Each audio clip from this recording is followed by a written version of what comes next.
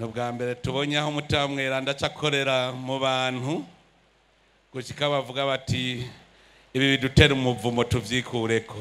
Twaravuze kugira ikorane ari ico kwikurako umuvumo wose twikwegeye kandi Imana yaramaze kutwumva. Ibi bintu mwabibonye batanguye kubiturira Imana iciducuncumurirako umuhezagiro w'imvura. Mwabonye ko vyatanguriye rimwe birafise ico bivuga. Imvura murazi nta wundi ayifise atari Imana, yizaniraho ishakira.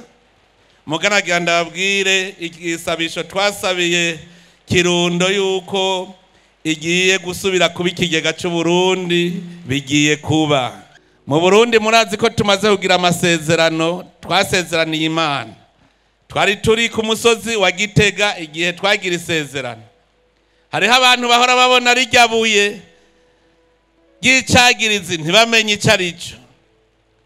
Abarundi twarakoranye ukunyene hariya mu ntara ya Gitega turasubira turasezerana ko atakiri tuzokurikira atari Imana nsa. Duca turashinga ibuye rizotwagiriza ritwareka kuri iryo sezerano. Muzoribona ibuye ry'icagirizi rijya ryemeza yuko niryo ritwagiriza mu gihe tuzosubiza inyuma umugongo. Niryo rizotwagiriza. Mwame mubizi iryo sezerano twarisezeranye, Imana nayo yaradusezeraniye ivyiza, mugabe tubwira iti ntihagire izindi mana muzombangikanya, mukurikire inzira n'ingingo zanje. Ibindi vyose duca twibera mu munyenga w'Imana nyene kurya twamye turiko turabiririmba.